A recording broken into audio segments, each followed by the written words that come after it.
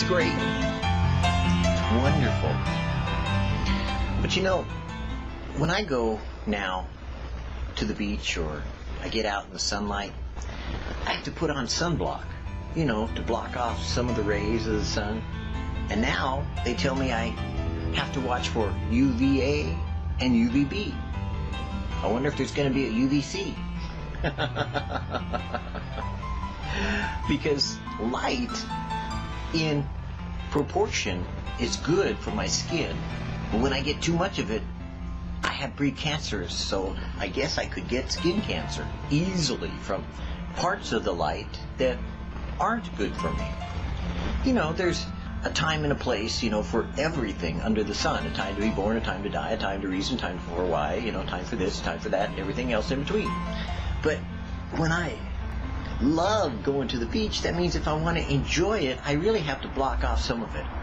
But it's kind of funny because in the summer, I have to block some of the light, but in the winter, I have to get more of the light. As a matter of fact, in the winters, I have to get full spectrum lighting. Those kind of bulbs that have all the light, just like sunlight. Now, they're not called sunlight bulbs, they're called full spectrum bulbs because they have all of the UVA and UVB and UVC and UVD and UVE and UVF and UVG, all of the light. So that when I'm looking at light and not darkness, then I'm not affected by my moods. Because you see, if I stay in the shadows or not enough light, then I get moody. I mean, don't you? Isn't that kind of like what God has been telling us all along, that if your eyes be full of light, how great is the light within, but if your eye be full of darkness, how great is the darkness?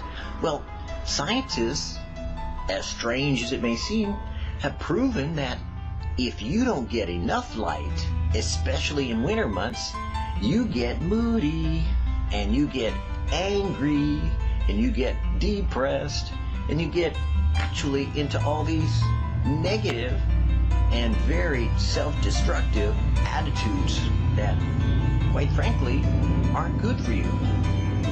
Funny how that works. Here we have God telling us to be in the light, and then scientists come along and say, yeah, you got to get a certain amount of light in order to affect your body and your mind and your soul and your being to be healthy.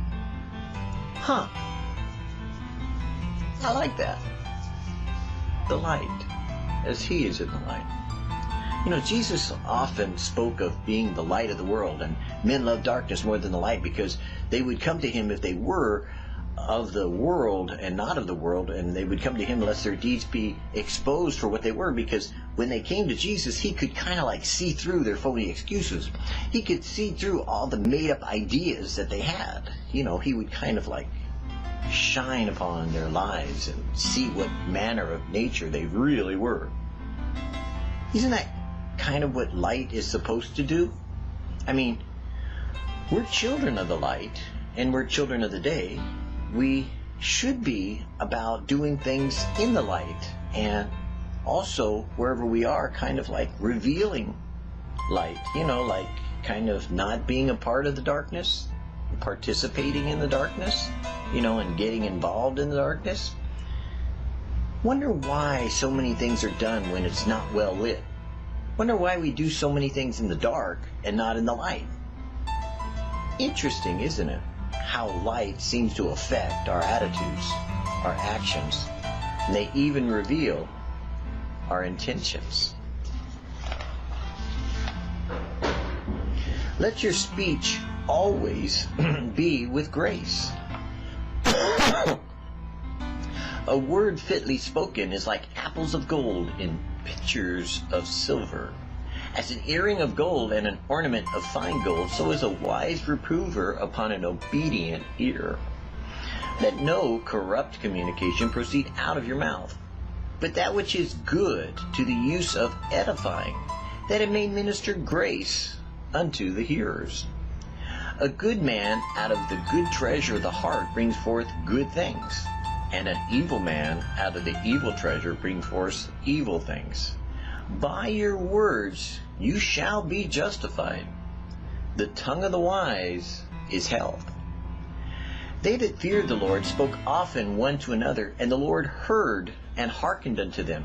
And a book of remembrance was written before him for all them that feared the Lord, and they that thought upon his name. If thou take forth the precious from the vial, thou shalt be as my mouth. Therefore, as you abound in everything, in faith, and in utterance, and in knowledge, and in all diligence, see that you abound in this grace also. I like that, because we could give everything that's in our thoughts, and everything that's in our mind, everything's in our heart, and just spit it out there, kind of like hot, bright sunlight, and burn people with our mouth and our words and our deeds and our actions. Or we could choose to use the light in certain ways that we could reveal some things as opposed to exposing some things. You see, God, with his full spectrum lighting, is able to not only expose but to reveal the thoughts and intentions of the heart. But we can only shine light on the outside, not really on the inside. It's kind of like God is able to do a lot better job of the light than we are.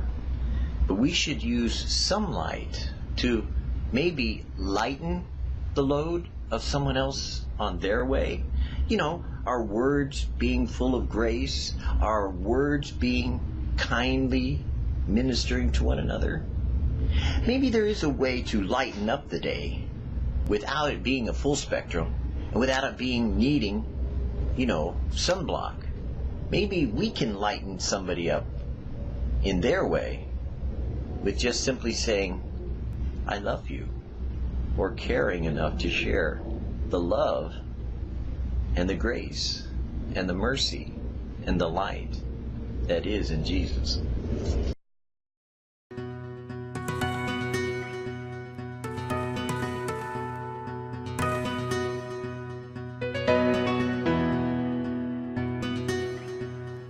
Meet 8-year-old Vivian Farr, who set up a lemonade stand after seeing photographs depicting modern-day slavery. She told her parents, "We need to make a stand," and they literally did. Utilizing social media and old-fashioned lemonade stand called Where Do You Stand, she set the goal of freeing 500 child slaves. And today, she's 2/3 of the way there. So, we finally have it, a prescription that never fails to heal the sick. The power of music. These musicians are making such a difference in hospitals throughout our city. The UN goal of reducing the number of people without access to safe drinking water has been achieved well ahead of schedule.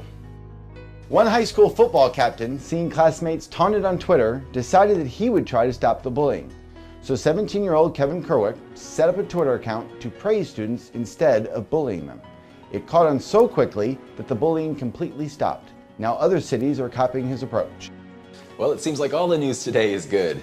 Compassion International, a group that tackles global poverty, has now reached over 1 million children in 26 of the world's poorest countries. Another group, World Vision, has reached over 4 million people in nearly 100 countries. Here's one woman meeting her adopted child for the first time.